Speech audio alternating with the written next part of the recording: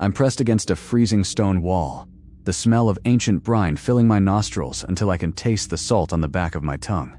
My eyes are locked on the heavy iron bolt of the door. It's sliding open. Slowly from the outside, and I know that whatever is on the other side didn't use a key. To understand why I'm trembling in a cellar, you have to understand Julian. He was my oldest friend, the kind of guy who knew my secrets before I even whispered them. He called me 3 weeks ago offering a dream project, photographing a remote cliffside manor for a private collector. I was desperate for the money, so I didn't question the location. The estate was a monolith of black basalt, perched on a jagged cliff like a broken tooth. As I stepped out of the car, the wind didn't just howl. It sounded like 1,000 human screams layered over one another. The house seemed to lean toward me, hungry and oppressive, waiting for me to cross the threshold. Julian's parents were waiting in the foyer. They were unnervingly thin, their skin like yellowed parchment stretched tight over bone. They didn't blink, not once. They welcomed me with a cold, rehearsed formality that made the hair on my arms stand up. It felt less like a greeting, and more like a welcoming committee for a funeral. As I began my walkthrough, my photographer's eye caught something wrong. The house had no mirrors. In every room where a mirror should have been, there were only polished obsidian slabs. When I looked into them, my reflection didn't just look dark, it looked distorted, as if my features were melting into the black stone. Julian noticed me staring and quickly stepped in. He explained the tide protocol. He told me that when the tide reached the porch, all guests had to be inside the sanctum. He called it a local superstition, a quirk of the house's architecture, but his voice had a tremor that told me it was far from a joke. He led me to the sanctum. It wasn't a bedroom. It was a reinforced stone cell. The walls were thick, damp, and suffocating. The only light came from a single narrow slit high up in the wall, and the only exit was a heavy iron door that looked like it belonged in a medieval dungeon. Before he left me for the evening, Julian gripped my shoulder. His fingers dug in too hard. He warned me that whatever I heard outside that door once the tide rose, it wasn't them. He told me, with a look of genuine terror, that I must not answer it, no matter who it sounded like. As the sun dipped below the horizon, the sound of the ocean shifted. The distant roar became a rhythmic, wet thumping against the house's foundation. It sounded like a giant heart beating under the floorboards, pushing a tide of freezing water up through the cracks in the basalt. Julian didn't give me a choice. He shoved me into the sanctum and slammed the iron door shut. The sound of the bolts sliding home was deafening, a metallic finality that echoed in the small room. I was alone in the dark, and the thumping outside was getting louder. I sat there in the silence, the metallic taste of adrenaline spiking in my mouth. My heartbeat was a drum in my ears, echoing off the stone walls. I tried to breathe slowly, but the air felt thick and salty, as if the room itself were slowly filling with invisible seawater. Then I heard it, a soft, wet, dragging noise in the corridor. It sounded like a heavy, waterlogged carpet being pulled slowly across the stone floor. Slap, drag. Slap, drag. It was patient, it was rhythmic, and it was stopping right outside my door. A voice whispered through the gap. My blood turned to ice. It was my own voice. Not a recording, but a perfect mimicry, though it sounded distorted, as if the words were being pushed through a throat filled with salt water. It whispered my own name, begging me to open the door. The voice shifted. Now it was Julian. He sounded terrified, his voice cracking with a desperation that felt too real to be fake.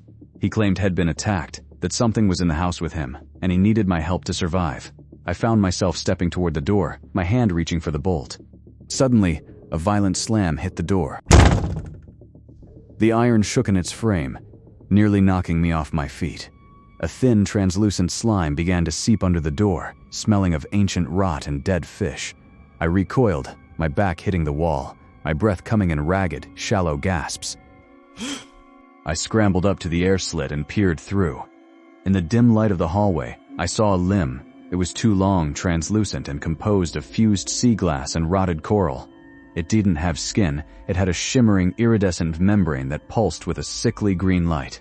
The obsidian mirrors flashed in my mind. I realized the entity didn't just mimic voices. It stole reflections and memories. It wasn't guessing who I was. It was reading me. It was using my own mind to build a key to get inside my head, and then it would build a key to the door. The voice changed again. This time it was my father. He'd been dead for 10 years, but the voice was unmistakable.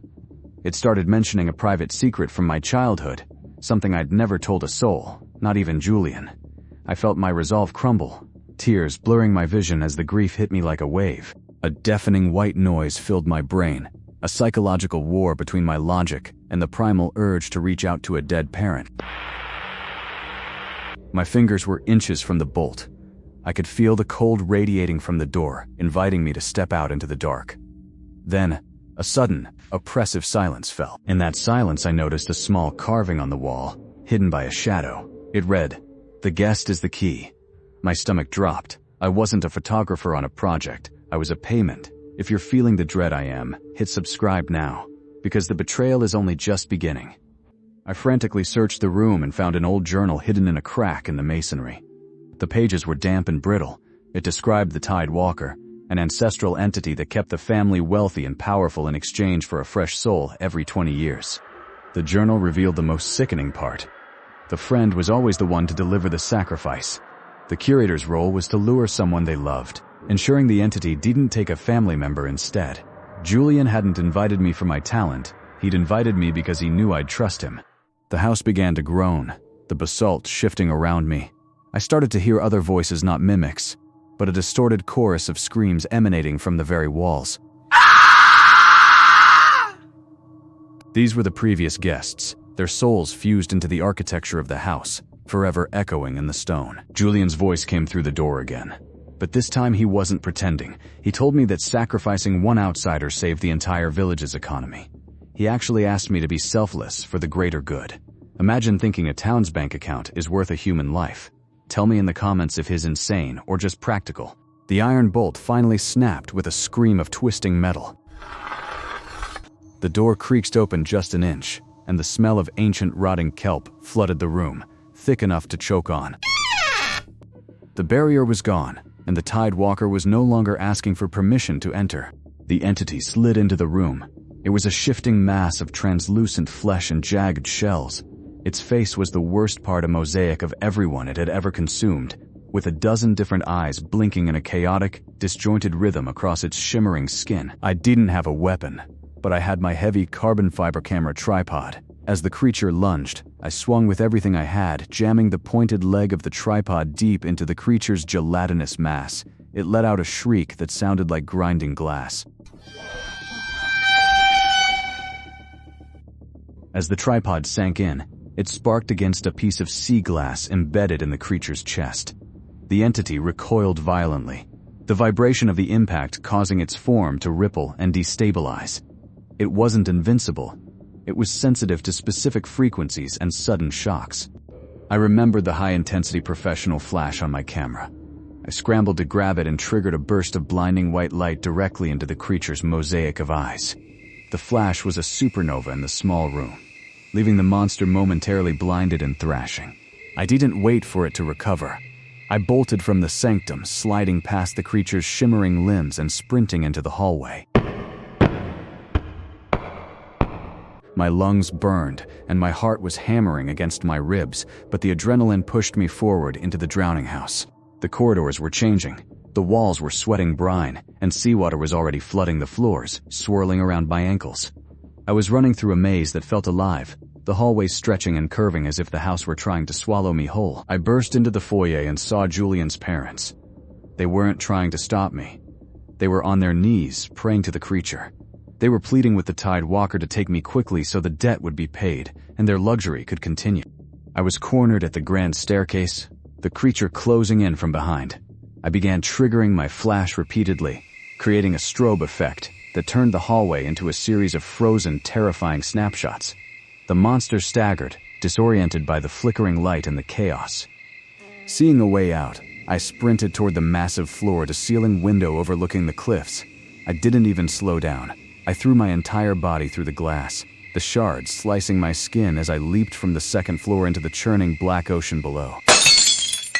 The impact with the water knocked the wind out of me, dragging me deep into the freezing dark. Through the bubbles and the brine, I saw the Tide Walker dive in after me, Its form blended perfectly with the waves, a ghost of sea glass and rot hunting me in its own element. I fought the current, my muscles screaming and my lungs burning for air.